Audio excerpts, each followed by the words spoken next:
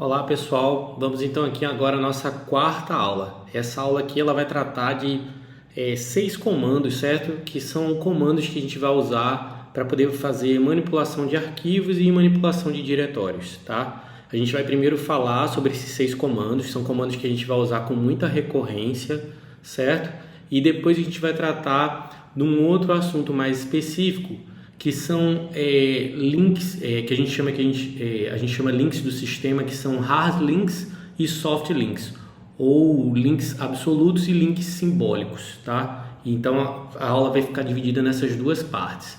Nessa primeira parte a gente vai tratar aqui dos comandos, os 2 primeiros comandos dos 6 comandos básicos, que vão ser comandos que a gente vai utilizar para manipular diretórios.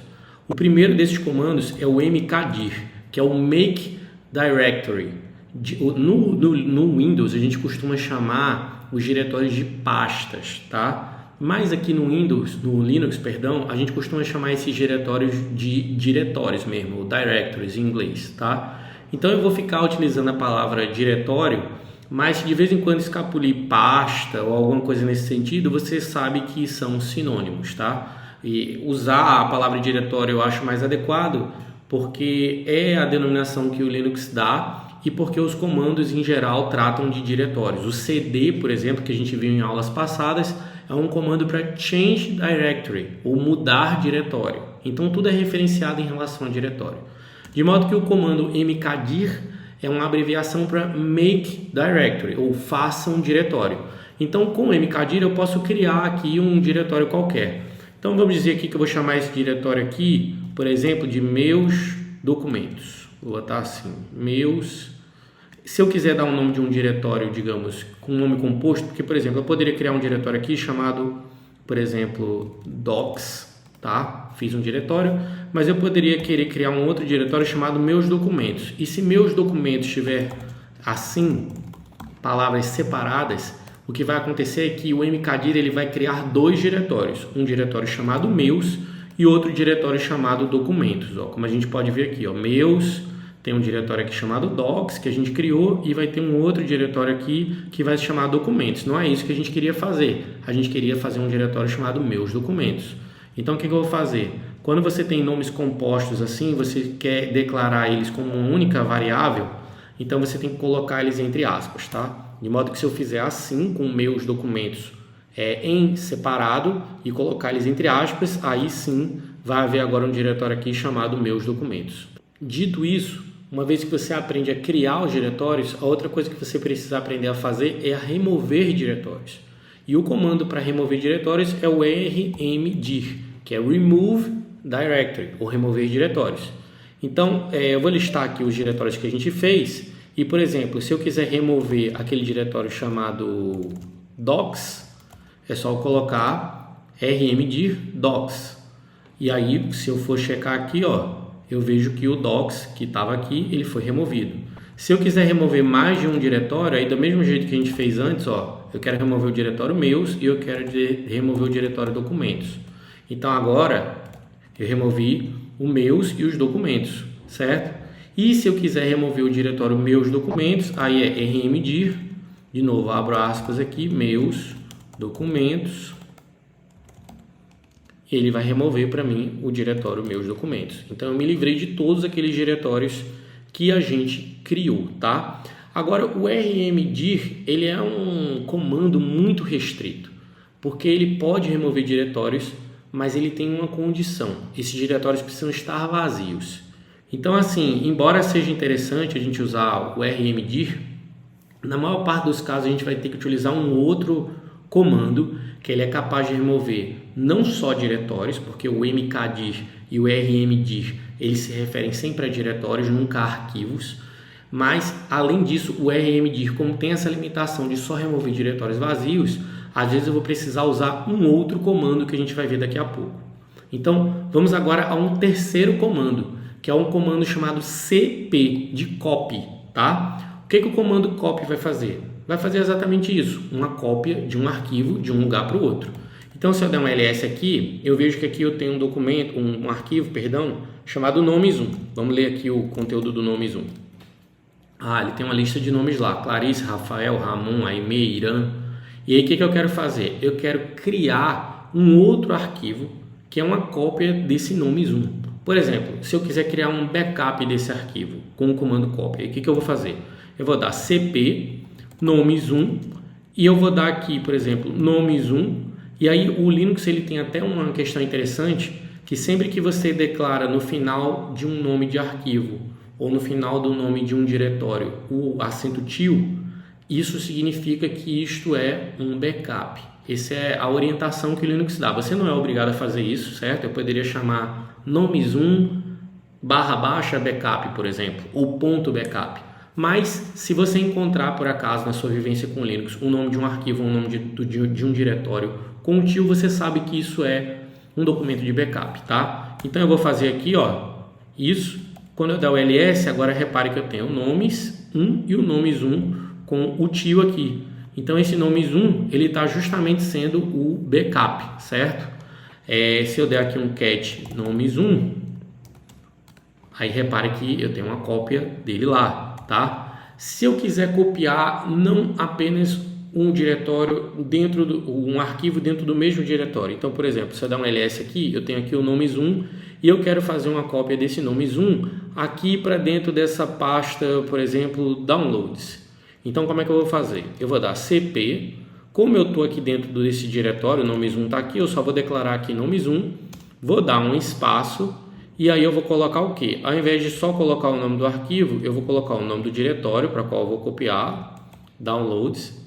E aí, a partir daqui eu posso dar um barra, aqui, esse barra ele pode ser omitido também, mas se eu botar assim, cp nome zoom espaço downloads, eu sei que ele vai copiar um arquivo com o nome zoom lá para dentro dessa pasta downloads, tá? Então se eu dar o enter aqui, ó, e agora eu entrar aqui em cd downloads, der um ls aqui, tem um arquivozinho aqui com o nome zoom. Agora vamos supor, por exemplo, que eu quero fazer uma cópia aqui do meu nome zoom, mas eu quero jogar ele lá dentro da minha pasta de downloads, só que eu quero dar um outro nome para ele, por exemplo, nomes 2. Aí eu só colocar aqui downloads /nomes 2 e aí agora quando eu for lá e der um ls downloads, aí eu vou ver lá agora que tem o nome zoom que eu copiei para lá e o nomes 2. Então eu posso especificar aqui o nome de destino para qual eu quero copiar, ou eu só posso dizer que ele vai copiar para um determinado diretório. E ele subentende que o nome que vai ser copiado para lá vai ser o mesmo nome do original, tá? Ou eu posso ainda fazer uma cópia de um arquivo que nem está aqui dentro dessa pasta onde eu estou. A gente viu isso aqui naquela questão de caminhos relativos e caminhos absolutos. Então eu vou usar aqui um caminho absoluto, vou começar aqui do diretório raiz, etc, e eu vou pegar aqui o passe.wd, que é um arquivo que contém lá nomes de usuários, né? Um monte de informações interessantes do sistema. E eu quero fazer uma cópia desse arquivo passe.wd que está dentro do diretório raiz, dentro do etc, e eu quero copiar ele para onde? Eu quero copiar ele para aqui, para onde eu estou no momento. Então o diretório onde eu estou no momento, ele pode ser nomeado como ponto. A gente viu que ponto é o diretório onde eu estou e 2 pontos é um diretório de um nível acima.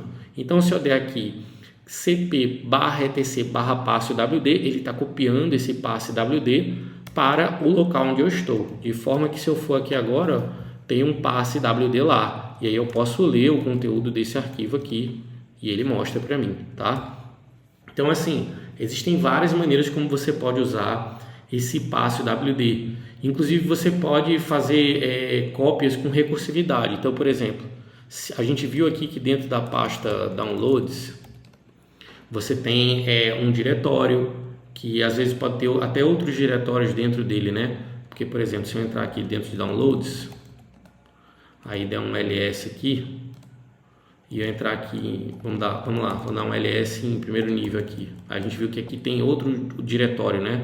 Então existe um monte de coisas aqui dentro. Existem vários arquivos, 2 arquivos e pelo menos um diretório com subdiretórios. E aí o que acontece? Pode ser que eu queira copiar todos esses arquivos e diretórios para um outro lugar, certo? Então vamos supor, eu vou voltar para cá, para o diretório onde eu estava anteriormente, que é o meu /home, e eu quero copiar todo o conteúdo de downloads aqui para dentro dessa pasta music. Aí como é que eu faço, Rafael? Eu tenho que copiar arquivo por arquivo? Não, a gente pode usar uma recorrência, tá? E aí o que que o comando de recursividade? O que que o comando de recursividade vai fazer? Ele vai replicar esse comando para todos os elementos que estão dentro daquele lugar onde eu estou apontando para fazer a cópia. Por exemplo, se eu der aqui um cp-r, que é de recursive em inglês, ou recursivo, e eu disser assim, downloads, e eu quero copiar para onde? Eu quero copiar isso aqui para music. O que vai acontecer? Quando eu der isso e eu for aqui em cd music, você vai ver que aqui ele copiou toda a pasta downloads. Se eu entrar aqui dentro da pasta downloads, você vai ver que tudo aquilo que a gente tinha copiado para dentro do diretório downloads foi copiado para dentro do diretório music. Então, quando você precisa fazer a cópia de vários arquivos, vários diretórios, para você não ficar aplicando de arquivo em arquivo, diretório em diretório, a gente usa um comando de recorrência, tá? Outra situação bem interessante que a gente vive aqui, deixa eu voltar novamente aqui 2 níveis na minha árvore. Outra situação bem interessante que a gente vive aqui é que, por exemplo, a gente fez uma cópia do nome Zoom para dentro do download, certo? Aí vamos supor que a gente chegou aqui no CD Downloads e a gente pegou aquele nome Zoom lá, eu estou usando o Nano aqui para editar, e aí no lugar, depois do Irã aqui, vamos supor que a gente editou e esse arquivo ficou mais atual, tá? Por exemplo, eu vou colocar aqui o nome de Camille, tá? Vou dar Ctrl X, Y para salvar, Enter. Então agora o nome Zoom que está aqui dentro de Downloads, ele tem um nome a mais. Se eu der um ls-lh aqui, você vai ver que o horário em que isso foi salvo, ó, foi na data de 18 de maio às 18h23. E se eu subir aqui um nível na árvore e der um ls-lh aqui, deixa eu dar um Ctrl L aqui, ls-lh, você vai ver que o nome Zoom que está aqui dentro do meu diretório home, ele é mais antigo, ó, ele é das 8 da manhã e não agora das 18 da noite. E aí pode ser que eu queira fazer uma cópia do nome Zoom aqui do meu diretório home lá para o meu diretório downloads. Só que o de lá está mais atualizado do que esse que eu estou querendo copiar para lá, certo? Esse nome Zoom que eu estou aqui, ó, ele está mais desatualizado do que o que está lá. Então você pode usar uma opção do comando copy que é o "-u", tá? E aí o que o "-u" vai fazer? Ele vai dizer que, ó, eu quero copiar o nome Zoom para dentro do diretório downloads, mas eu só quero fazer isso se o nome Zoom que eu estou enviando para lá for mais atualizado do que o nome que está lá, do que o arquivo nome Zoom que está lá dentro do diretório downloads. Então nesse caso aqui, como o nome Zoom que eu tenho dentro do meu diretório /home ele está mais atualizado, repare que ele não vai fazer essa cópia, tá? Então aqui, ó, eu vou acrescentar o V, que é o modo verboso, que ele vai me dizer qual foi a ação que ele tomou. E aí repara, ó, que não tomou ação nenhuma. Se eu for aqui agora, por exemplo, der um cat aqui, downloads, nome Zoom, o que está lá é o Camille ainda, certo? Então o que é que acontece? Se eu tentar aplicar se eu agora vier aqui nesse meu diretório home, agora eu vou atualizar esse nome Zoom aqui, certo? Eu vou chegar aqui e vou fazer o seguinte, ó, vou dar um nano nome Zoom, aí aqui agora vamos dizer que eu vou colocar um outro nome para ele ficar mais atualizado ainda. Aí eu vou botar aqui Camille e sei lá, vou botar aqui João. Vou salvar aqui. Agora, o nome Zoom que eu tenho aqui dentro do meu diretório /home, ele está mais atualizado, né? Porque agora ele está nas 18h25, ele está mais atualizado do que aquele que tem lá do download. E agora sim, quando eu fizer aquela cópia, que é com o U, eu botei o V aqui só para ele dizer o comando que foi aplicado, você vai ver a diferença. Aí eu vou botar aqui, ó, nome Zoom para downloads. Aí repare que ele me diz aqui, ó, o modo verboso, ele me dá uma mensagem para dizer, ó, copiei o arquivo nome Zoom para dentro de downloads /nome Zoom. Então ele fez essa cópia para mim, tá? Você pode sempre acrescentar esse V se você quiser ver as operações que estão sendo feitas, porque quando você não aplica o V, você às vezes fica sem saber se ele fez ou não executou o comando que você estava especificando. E aí quando você acrescenta essa opção, você consegue ter uma visualização melhor da operação que foi concretizada. Além disso, do "-u", do "-r", que é a questão da recursividade, você tem outros comandos, como por exemplo, "-a", cp-a, nome Zoom para downloads, por exemplo. Aí o que ele vai fazer? Ele vai copiar esse arquivo, mas ele vai levar também todos os atributos e permissões que existem nesse arquivo. Ele vai manter essa questão dos metadados íntegros, tá? Para ele migrar com todas as permissões bonitinhos que ele já tem, sem fazer nenhuma alteração em torno disso. Mas de uma maneira geral, esse comando cp é um comando bastante utilizado e bastante versátil. Como vocês viram, ele pode ser combinado com vários tipos de chaves diferentes que vão te dar diferentes tipos de resultado. Ele pode inclusive ser combinado com a chave "-v", para você ver o comando que foi efetivamente executado. Aqui de novo, eu vou dar vou mandar aqui para o download, vou replicar o mesmo comando, só que vou botar o arquivo de backup, vou botar um "v" aqui, Aí ele mostra para você a mensagem do comando que foi executado, o que é uma coisa sempre interessante para você ter uma noção mais clara do que o sistema está fazendo. Agora que a gente viu o comando cp, que foi o terceiro comando, né? A gente viu mkdir, rmdir, cp, a gente agora vai para o quarto comando, que é um comando chamado mv, que é um comando de move. O que é mover? Mover arquivos e diretórios. Na verdade, ele serve tanto para mover, que é o famoso recortar, colar do Windows, né? Ele serve tanto para isso como para renomear um arquivo. Então, por exemplo, eu vou começar usando a função mais básica dele. Eu quero renomear esse arquivo nomes1, tá? Eu vou renomear ele para, por exemplo, nomes3, tá? Se eu estou dentro do mesmo lugar, é como se eu estivesse dizendo assim, recorte o arquivo nomes1 e cole ele aqui nesse mesmo lugar com o nome nomes3. Quando ele faz isso, é como se ele simplesmente tivesse renomeado esse arquivo. Então, repare que quando eu faço isso aqui, eu dou um ls, o nomes1 desapareceu e o nomes3 apareceu. Mas eles são efetivamente o mesmo arquivo, tá? Então, o mv ele pode ser usado para mover ou ele pode ser usado para renomear. Como é que eu uso ele para mover? Eu dou um mv, por exemplo, aí eu vou pegar aquele backup lá, o nomes1 do backup, e vou jogar ele lá para dentro do meu downloads. E aí perceba que quando eu der o ls aqui, o nomes1 que eu tinha antes aqui, ele desapareceu daqui. E ele foi para onde? Ele foi lá para dentro do downloads. Se eu dar um ls, ele está aqui agora, certo? Ele foi recortado para um outro lugar. Então o cp faz cópia e o mv faz recortar e colar, ou renomear um arquivo, ou até mesmo um diretório. Então vamos aqui a um exemplo como é que a gente pode usar o mv num diretório, por exemplo. Então eu tenho aqui o music, o diretório music, e eu quero mover ele para dentro do public. Aí eu vou dar um mv music para mover o diretório music e tudo que tem dentro dele para o public.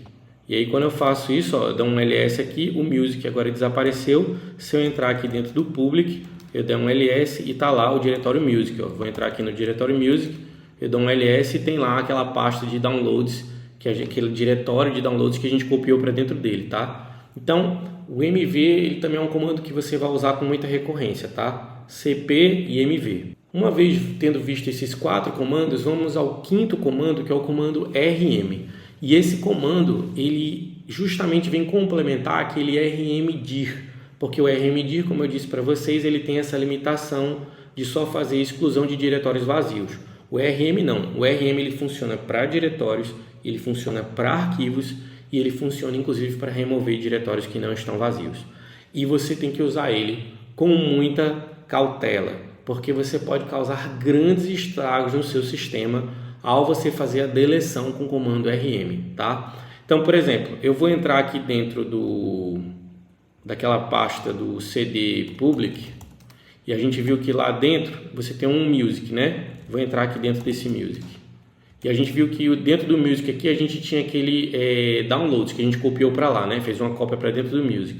Aí eu quero remover toda essa pasta de downloads aqui, esse diretório aqui de downloads com tudo que tem dentro dele. Porque se eu for aqui no ls, downloads que está aqui dentro, aí ele me mostra que tem um monte de coisa lá dentro. E eu quero remover esse diretório downloads com tudo que tem dentro dele. Então eu vou usar o comando rm para poder fazer isso. Eu posso inclusive acrescentar aqui a opção "-i". O que o "-i" vai fazer? Ele vai perguntar se eu tenho certeza de que eu vou fazer essa remoção que eu estou programando antes de efetivamente fazer, tá? Eu vou dar aqui esse exemplo para vocês. Eu vou tentar dar aqui do downloads, a remoção do downloads. Aí ele diz, não posso remover porque ele é um diretório. O que acontece? Para remover diretórios, você no RM tem que acrescentar aqui a recursividade, tá? Você tem que botar o parâmetro R. Então, RM, se você quiser remover um arquivo, por exemplo, deixa eu dar um exemplo anterior aqui. A gente voltar, eu estou aqui dentro do Music, vou entrar aqui dentro do Downloads, e aqui eu quero remover, por exemplo, esse nome1. Aí o que eu faço? RM, vou dar um menuzinho aqui, nome1. Aí ele pergunta, ó, quer remover mesmo o arquivo nomes1? Aí eu vou dar Y aqui, ou yes, e ele vai remover para mim, tá? Se eu dar um ls aqui de novo, ó, o nomes1 foi deletado. Mas, se eu quiser remover diretórios, que é o que a gente ia fazer anteriormente, eu quiser remover todo esse diretório de downloads que tem ali dentro, aí eu tenho que botar rm-r de recursividade. Vou acrescentar o i aqui de novo, embora eu não seja obrigado a fazer isso, é uma prática segura de se fazer.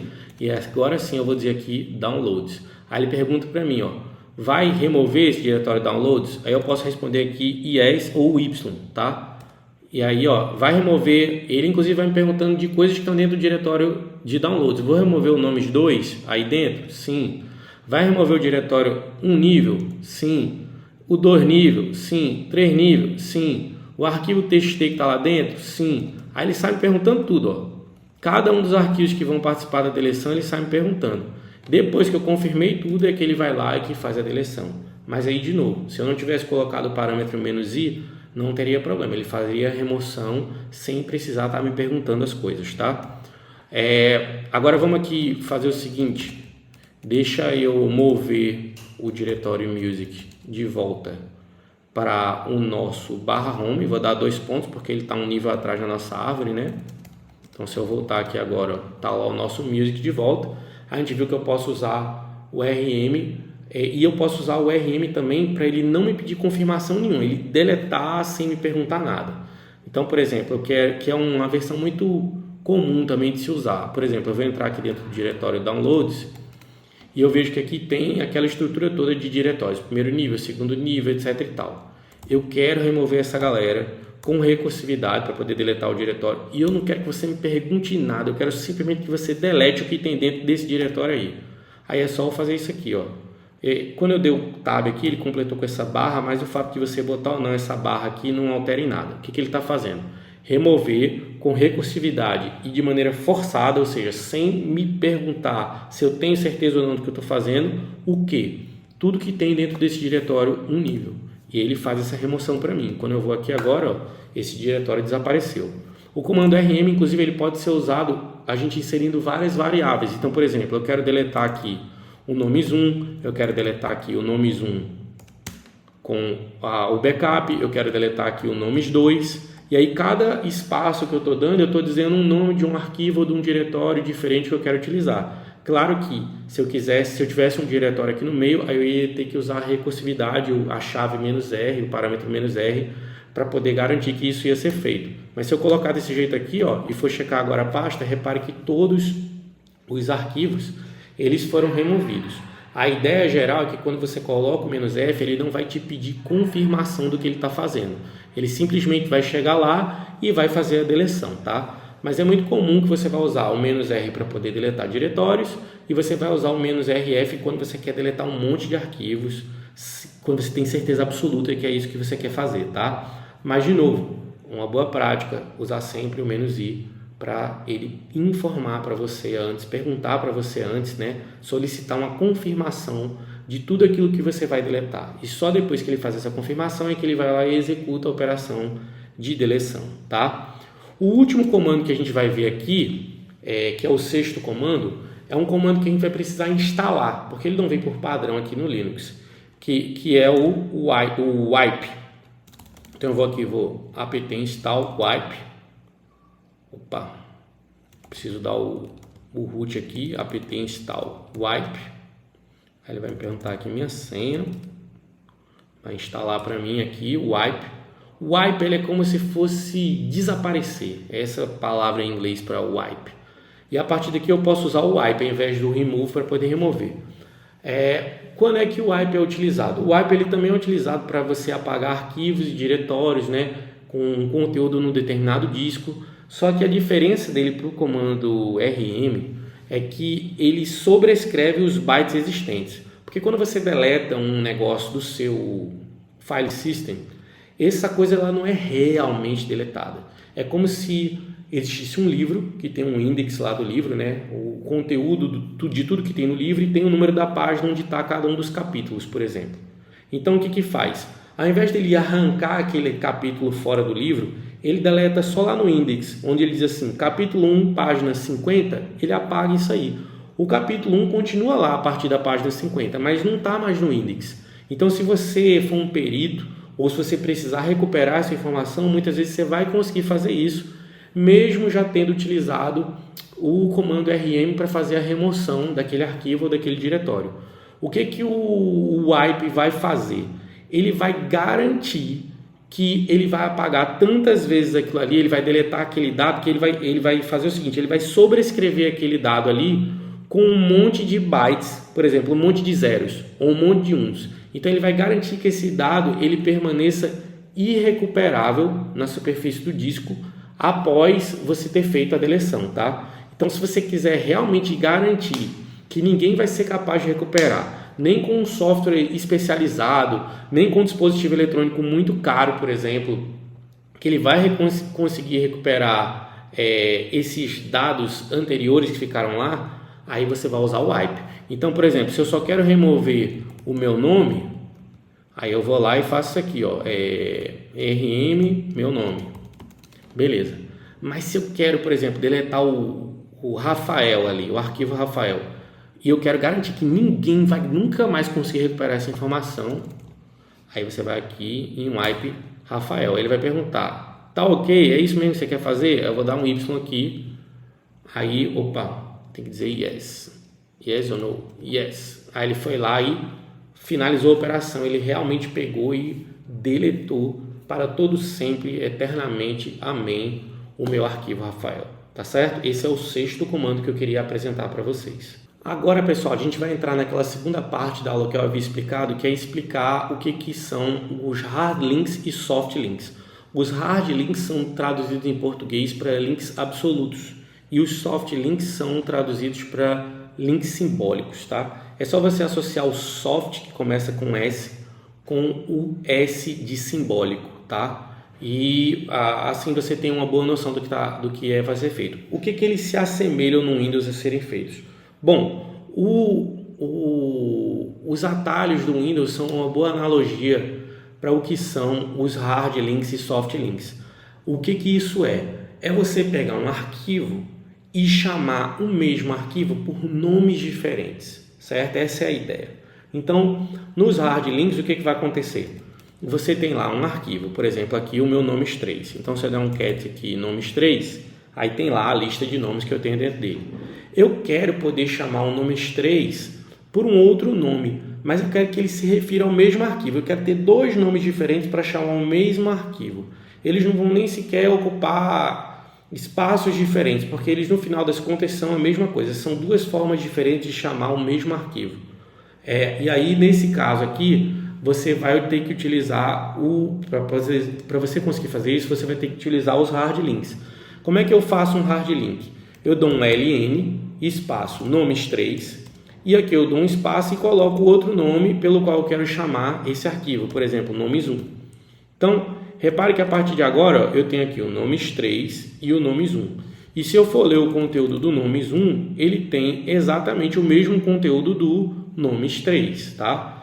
Se você for olhar, por exemplo, os inodes envolvidos, que é o arquivo que é um metadado, porque o arquivo, uma coisa é o dado, o conteúdo do arquivo, outra coisa é o metadado, que são as informações sobre esse conteúdo. Eles são coisas diferentes. Uma coisa é o inode, outra coisa é os dados do arquivo. Como é que você enxerga o inode?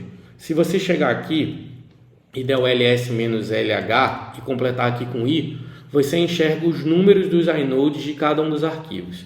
E aí você repara aqui que tanto o nomes3 como o nomes1, eles usam o mesmo número de inode, ou seja, eles são a mesma pessoa, eles são o mesmo arquivo. Inclusive, se você for ver aqui, ó, esse número que aparece aqui, isso aqui são as permissões do arquivo, a gente vai ver mais para frente o que isso significa, mas aqui esse número, ele quer dizer o seguinte: o número de nomes pelo qual esse arquivo é conhecido. Então, o nomes1 ele é conhecido por dois nomes, o nomes1 e o nomes3.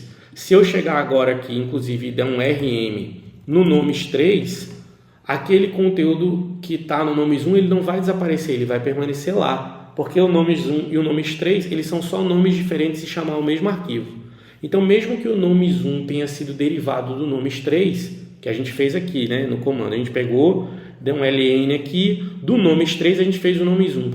Se a gente deletar o nomes3, se eu der aqui um rm nomes3, não tem problema nenhum. Quando você der um cat nomes1, aquele conteúdo continua lá, tá? A diferença que vai ser é que, de novo, quando eu dar um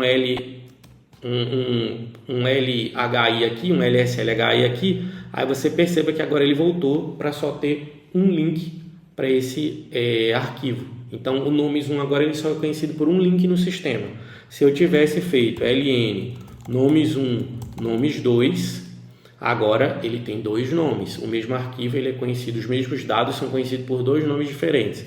De modo que se eu repetir aqui o comando, você vai ver que agora aqui são o mesmo inode para nomes1 e para o nomes2, tá? Então, o hard link ele é como esse atalho do Windows. A diferença é que no atalho do Windows, se você tem um atalho para um determinado arquivo e você deletar o arquivo, aquele atalho não funciona mais. Mas nos hard links não. Se você deletar o arquivo original, entre aspas, o arquivo que era o inicial, não tem problema. A maneira como ele é conhecido por outros nomes no sistema vai continuar a funcionar normalmente, tá? De maneira que os hard links eles são até sempre melhores do que usar os soft links, porque o soft links ele tem justamente essa limitação.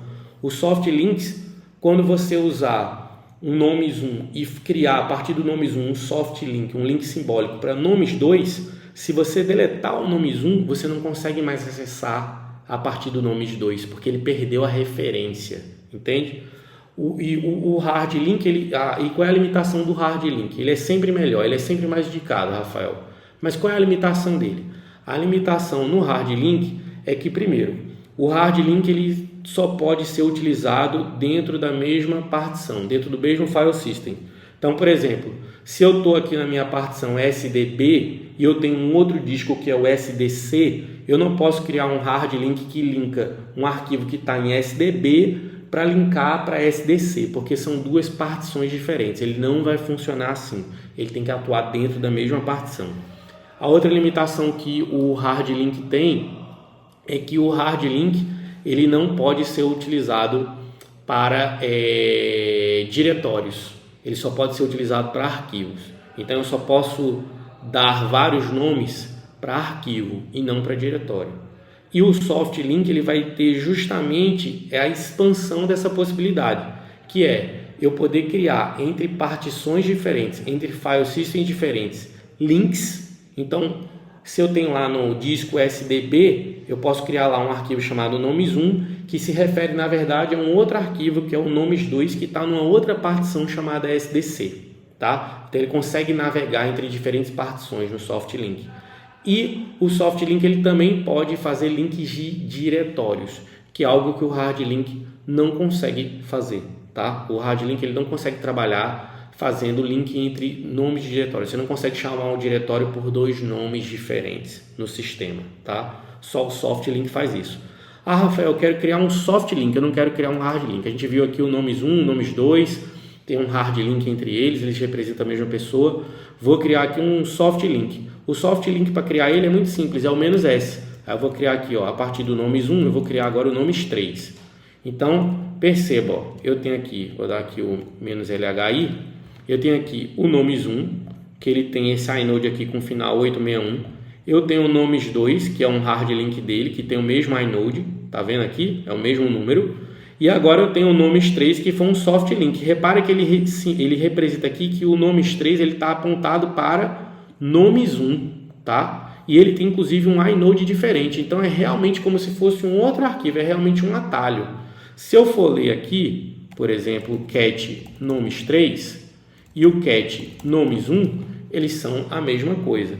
Mas, como eu estou vendo lá que o nomes3 está apontado para o nomes1, aí o que acontece? Se eu der aqui um rm nomes1 e eu tentar dar um cat agora no nomes3, eu não consigo mais acessar, porque ele perdeu esse link. Porque, como eu disse, isso é uma limitação do soft link, tá? Deixa eu limpar a tela aqui para mostrar para vocês, ó. Ele, inclusive, fica mostrando aqui em vermelho, ó. Por quê? Porque o nomes1 não existe mais. Já o nomes2, que é um hard link, eu consigo acessar aquele mesmo conteúdo, eu não passo por esse problema. Então, é por isso que o hard link é sempre mais recomendado, embora ele seja mais limitado, certo? De novo, o hard link eu consigo criar links chamar por vários links o mesmo conteúdo de arquivo, mas eu não consigo aplicar isso em diretórios e eu não consigo linkar para partições diferentes. O soft link me dá essa possibilidade, só que ele me deixa preso ao arquivo original, de maneira que se esse arquivo original desaparecer, ele for deletado, aí eu não consigo mais fazer essa recuperação, tá? Eu vou terminar aqui só a gente fazendo aqui um hard link de novo. Deixa eu fazer o seguinte, eu vou deletar esse soft link nomes3, tá? E eu vou criar aqui um novo hard link do nomes2 para nomes1, tá? Vou criar aqui de novo um soft link aqui. O soft link, ó, lembra do soft S, link simbólico, -S, tá? Aí você bota aqui, por exemplo, do nomes1 eu quero criar o nomes3. E eu vou voltar àquela minha condição inicial, tá? Repare que ele até coloca uma cor diferente no nomes3. Quando você só dá o ls assim, você não consegue ver. Mas se você der um ls-lh, aí você vai ver que o nomes3 está apontando para o nomes1, tá? Que mostra claramente que isso aqui é um soft link, tá? E aqui, ó, repare que ele colocou aqui, ó, tem dois links aqui, que são os hard links. O soft link aqui, ele só tem um, tá? Agora, claro, eu posso criar outros soft links, por exemplo, eu vou botar aqui ln-s nomes 1 para nomes 4. Agora eu tenho dois soft links, né? Deixa eu dar aqui um -lh. E agora, ó, tem dois caras apontando para nomes 1, tá? O nomes 4 e o nomes 1, tá? Mas aí, de novo, sumiu o nomes 1 da jogada, eu deletei o arquivo nomes 1, lascou o nomes 3, lascou o nomes 4. Eu não consigo mais acessar o conteúdo desses arquivos. E eu vou só dar um exemplo aqui como é que a gente pode criar um soft link para um diretório, mas é a mesma lógica, tá? Então eu vou chegar aqui ln-s, aí eu vou aplicar aqui para o music, tá? Que foi uma coisa que a gente já usou, e eu vou criar um soft link dele para, sei lá, music till, né? Tipo um backup, né? Faria sentido ter um backup num soft link, mas é só para mostrar para vocês um exemplo. Então, quando eu der aqui o ls-h, repare que aqui agora, ó, o diretório music till aponta para o diretório music original, tá? Tudo isso eu fiz aqui dentro da mesma pasta, mas nada impede, por exemplo, que você crie hard link, soft link entre diferentes diretórios. Então, por exemplo, eu quero criar um hard link do /etc /passwd, que foi um arquivo que a gente já usou anteriormente, para dizer aqui, por exemplo, arquivo.usuários, tá? Estou pegando e criando um link de lá para cá. Ele aqui deu que a operação não foi permitida porque eu não estou como o sudo, eu acho. Deixa eu colocar aqui sudo e agora ele criou. Então você dá um ls-lh aqui, aí repare que agora eu tenho um arquivo usuários aqui que ele é um hard link para aquele /etc /passwd, tá? Então a gente vai agora trabalhar práticas que envolvam hard links, soft links. É importante que você entenda as vantagens que o hard link tem sobre o soft link e também as limitações que o hard link tem em relação ao soft link. Lembrem sempre que o hard link, eles apontam para o mesmo inode, certo? Eles são como se fossem nomes diferentes para se chamar o mesmo conteúdo. E aí não importa se eu deletei um dos nomes, qual era o nome que existia inicialmente, ele sempre vai conseguir chegar naquele conteúdo. Enquanto que o soft link, ele cria um outro inode que aponta para o inode original. Então é como se ele criasse um outro número que é diferente do número original, e esse número novo que eu criei, ele está vinculado para um número original. De maneira que se esse inode original for desaparecer, ele for deletado, esse novo número de inode que eu criei, ele não vai servir para nada, porque ele só está apontando para aquele lugar. tá? Essa é a principal característica que eu gostaria que vocês lembrassem dos soft links. Tá certo, pessoal? Então a gente viu 6 comandos diferentes aqui para manipular arquivos de diretórios e a gente viu, tanto em teoria como em prática, como é que os hard links e os soft links funcionam, os links absolutos e os links simbólicos. Tá certo? Isso aqui encerra a nossa 4ª aula e a gente se vê agora em breve na aula número 5. Um abraço.